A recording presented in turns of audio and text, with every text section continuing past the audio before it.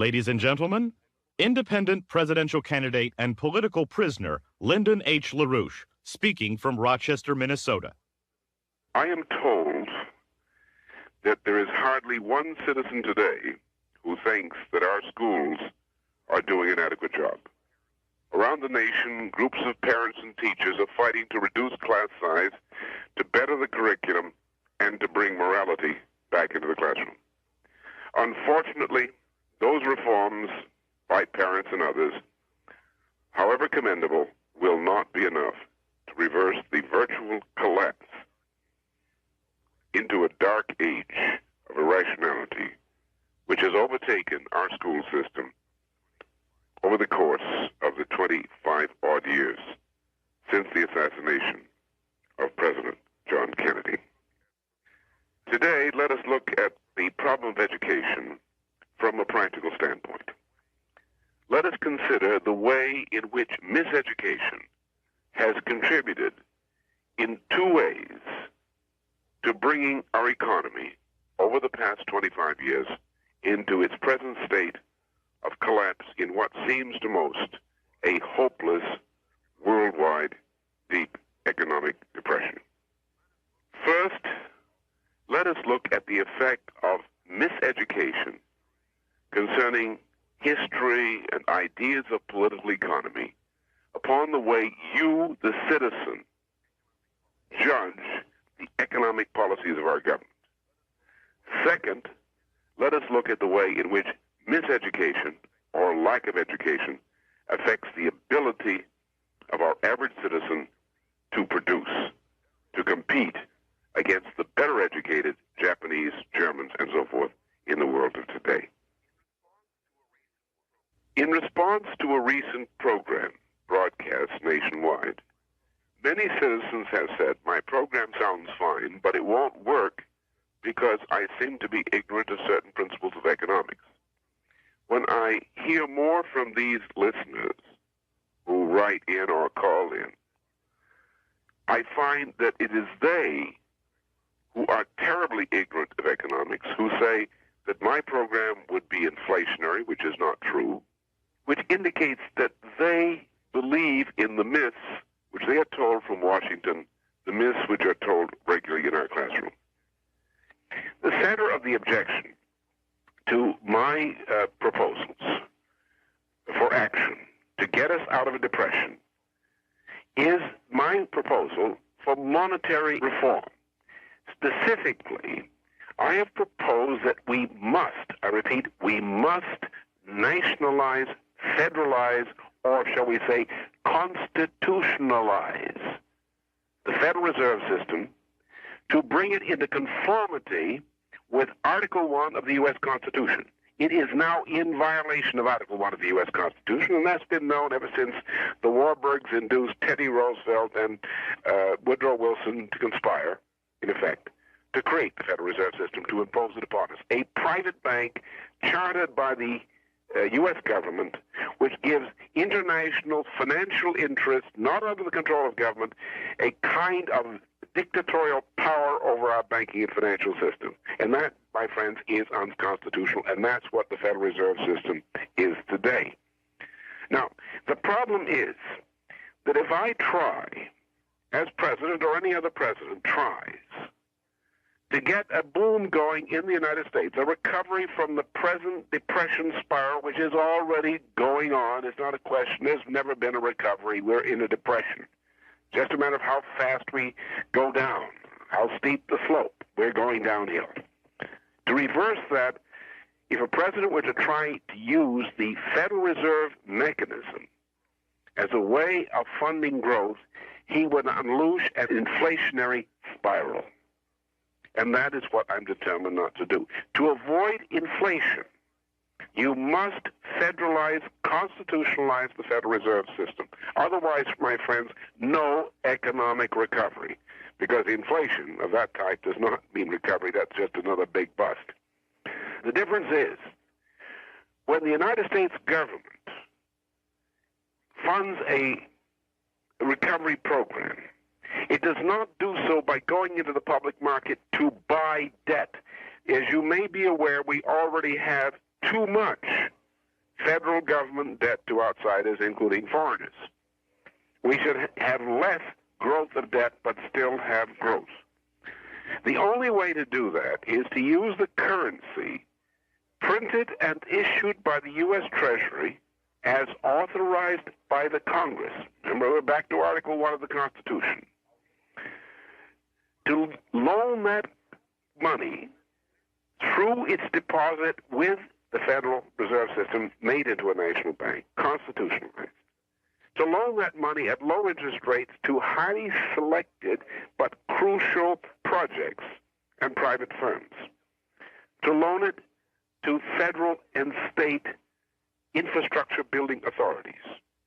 To loan it as credit to firms which are contract vendors essential to state and federal authorized projects. And also to loan it to several kinds of private enterprise to get the economy going.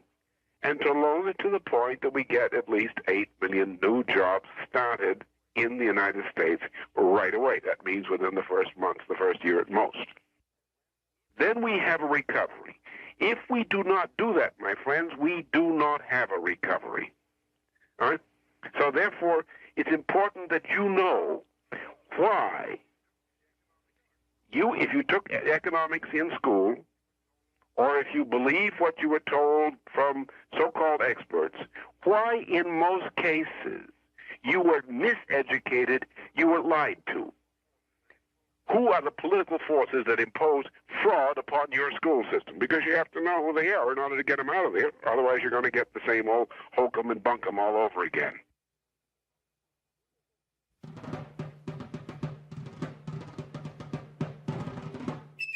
In the history of the United States, beginning with the period leading up to the American War of Independence, our quarrel with Britain was that Britain was controlled, including the monarch, King George III, who was virtually owned by the British East India Company, which controlled the economy of Britain, with the Bank of England and Barings Bank. These fellows were determined from 1763 on, up to the point of the Revolution, to destroy the political independence of the English colonies in North America and to deny us the right to engage in technological progress in agriculture or industry. They wish to keep us backward, relying upon black chattel slavery as a basic mode of life. We said no. Franklin, one of our leaders, together with Washington, went to London to meet with British Parliament, and he said, after meeting with the Parliament and other people, the situation here in London is hopeless. This is headed toward an irrepressible conflict. These people are determined to keep us barefoot and backward, and we won't stand it.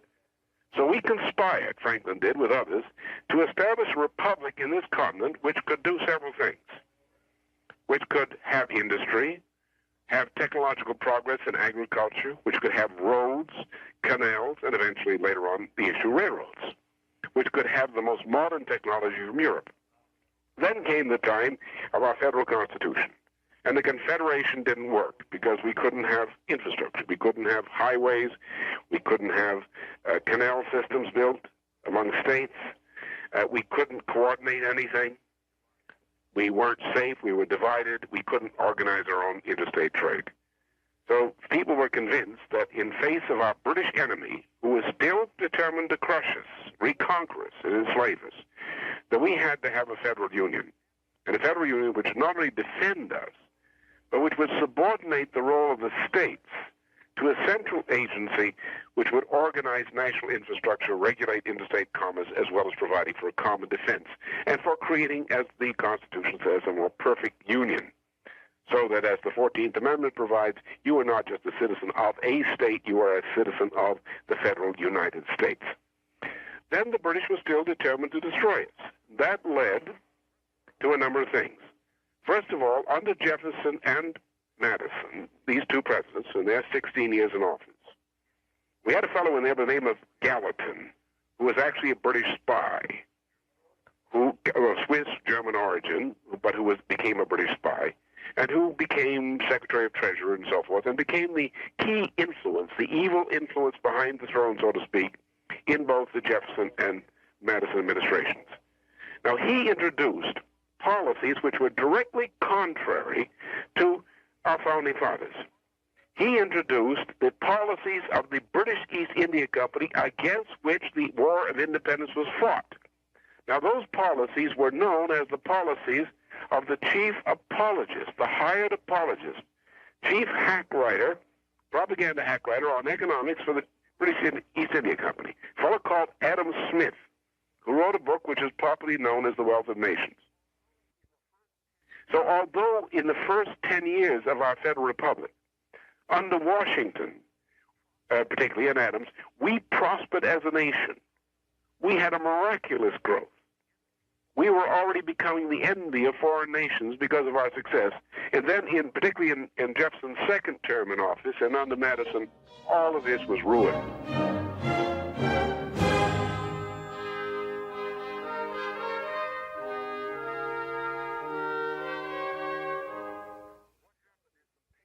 Now, what happened is some patriots came along and recognized Gallatin was the enemy of the United States.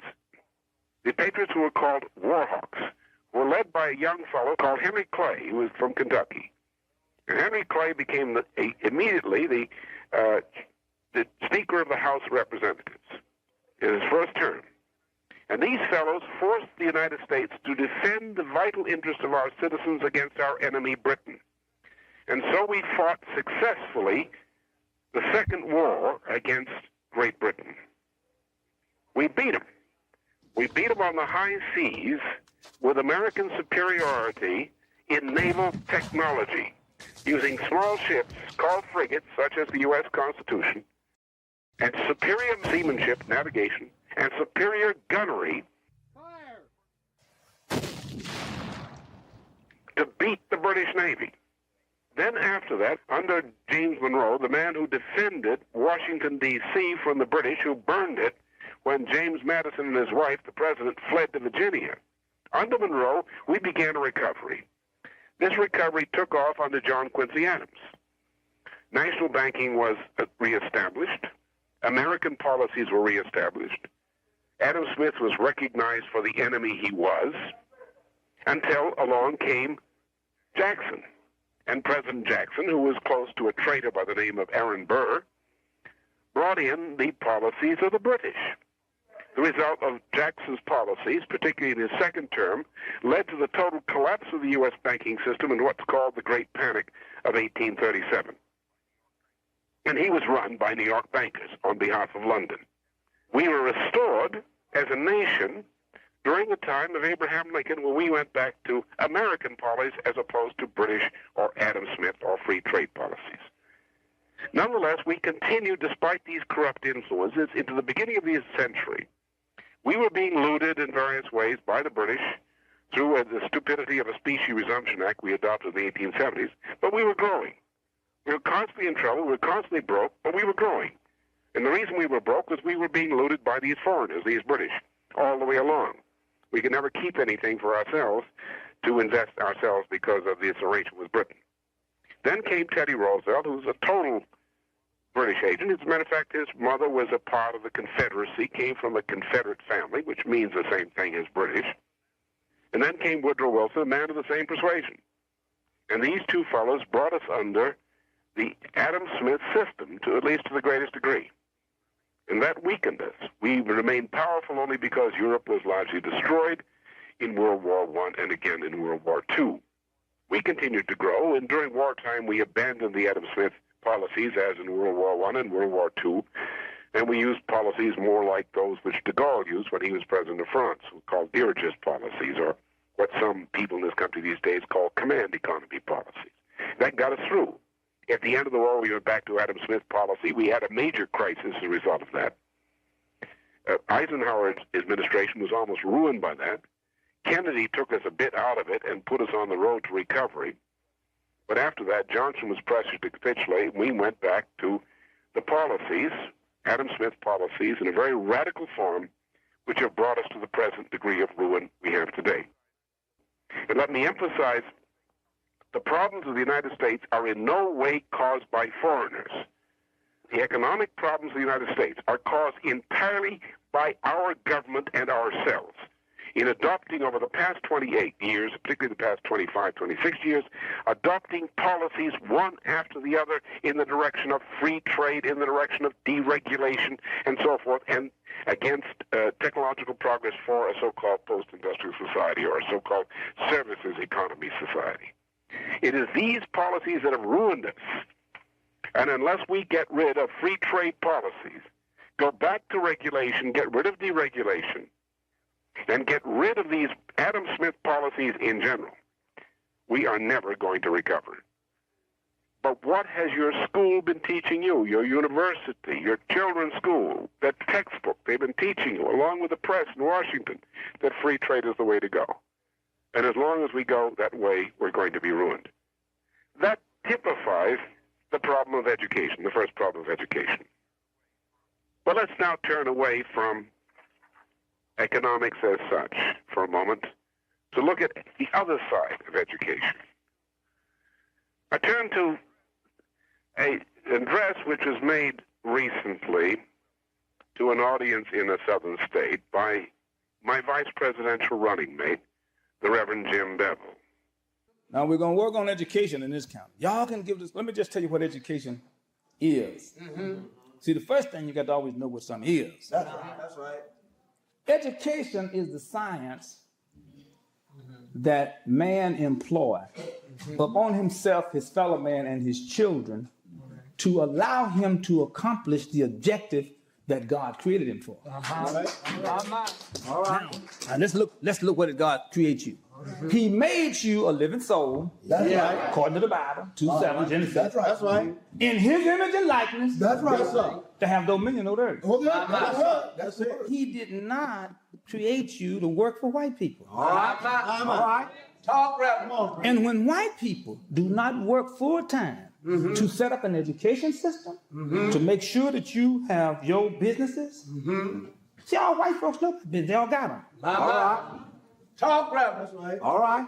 You see, education is as old as man. All white men know about education. The man know about education. And he know your boy ain't being educated. Talk right. Talk. Yes. Yes, sir. Talk right. You know, yes, sir. I've always been amazed at these white men who would come around and give you your boy a toy for Christmas. Talk, brother. While his son is learning how to make tools. And then you so stupid, you say, he's a nice white man. Talk, brother. Talk. Help us tonight. Teach his son to make tools. Yes, sir. And give your boy a toy. Mama. And you claim he's a nice. Somebody ought to hear. God bless you. God bless you. When does he set the school up to make sure that the school teaches every boy science? Yeah. That's the heart, brother. Yes, sir. When does he set the school up so that our boys have the opportunity, and girls, to be engaged in research and development, production, and marketing in industrial processing? Yes. When does he do that? Talk, brother. Help us tonight. Let me just tell y'all this. My Lord, when I was over in Mississippi, I'm a mule skinner by trade. A man who break mules and make them work. We had these mules, and I used to plow. And I plowed from early in the morning to late at night. And by 12 o'clock, I'd take the mules out and feed them. But we fed our mules hay, alfalfa hay, oats, corn, and molasses. Now, Mr. Toston had some mules. He only gave his mules grass. By 9:30, his mules would go like this. See, you think your boys, I want y'all to hear me very carefully. Talk, Reverend, talk. If you take, listen to me good, if you take math, physics, chemistry, science, technical information out of your boy's academic diet, he has to be a criminal when you get older. Talk, help us tonight. Every white man in here knows that. Every white man in Alabama knows that. Yes, yes, sir. Oh, Yes, sir. somebody ought to hear tonight. Bless you. Every one of them know that. Yeah. And they go around acting like they're crazy. My Lord. You y'all listening to me? We hear you, sir. So we gotta then get rid of that stuff, and the white brothers got to wait a minute. Let's cut the game. If we are going to save this nation, Yes, sir. we must see to it that all of our children are Educated. Yes, sir. Yes, sir. There are two reasons for a public education in the traditional sense. The function in the most general way is not to produce a bricklayer or a physicist or a chemist or astronomer or a college professor. The objective is to produce a mature human being who is a competent representative of our civilization, who is able to understand our civilization, who is able to make decisions, to understand problems, and to participate as a citizen in shaping the policy and choosing his or her representatives, in discussing policy questions on all areas with his or her representatives. We want to produce a high quality of individual citizen. And the first function of education is not to produce somebody who's able to earn a living. Any person is hireable for a job at the age of 18 or 25 if they've had a good education, even if that involved no specific job specialty training, just on the basis of the development of their intelligence, their powers of intelligence. And that comes later. That comes on the college level in a good society. Our general purpose is to develop a quality of citizenship so that all citizens are able to enjoy political equality of education, to be neighbors in more or less equal political standing with one another as they become mature members of new families. The second thing is to lay the foundations in knowledge for an individual who's capable of coping with the technology and the problems that entails of current and emerging society. Now let's look at what Jim is talking about in this excerpt you've seen from that standpoint. What does education do? Let's focus on the secondary education, what we used to think of as high school or part of junior high school education. What's the difference between man and the animals? What's the thing that defines human education or human knowledge as distinct from animal experience, animal learning? Well, if human beings were animals, or like the lower animals, we would be pretty much like our ancestors many millions of years ago. We would be like baboons, running around gathering things to eat, as baboons do. We probably have pretty much the disposition and family relations and life expectancies of baboons. But human beings have another quality, a quality which Christians in particular call imago viva Dei, the quality of the individual which is in the living image of God as the creator.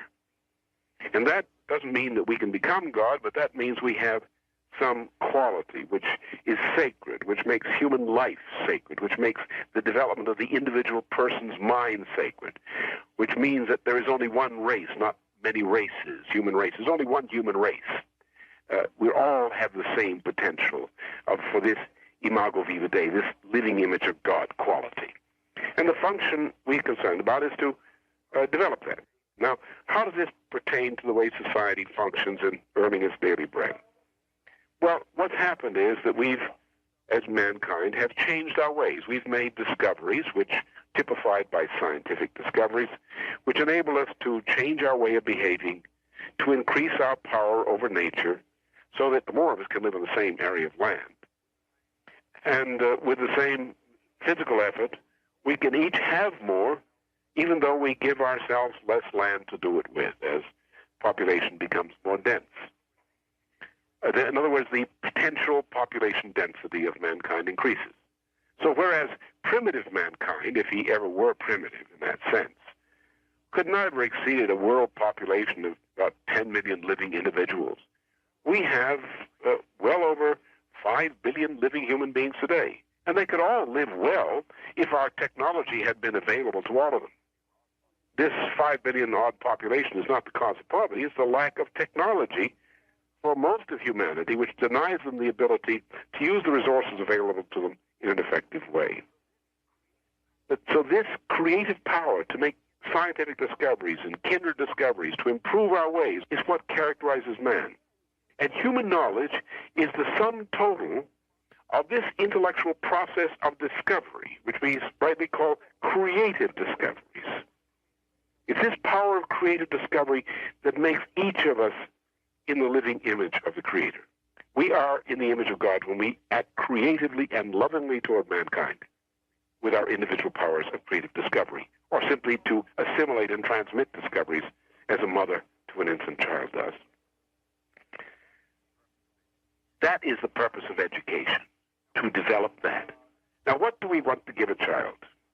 We wish that child, by the age of 16 or 17, to have experienced in his or her own mind the experience, the mental experience of going through the process of discovery for at least some of the most important discoveries of all mankind. We don't wish that child to come out knowing a bunch of formulas, though he or she will.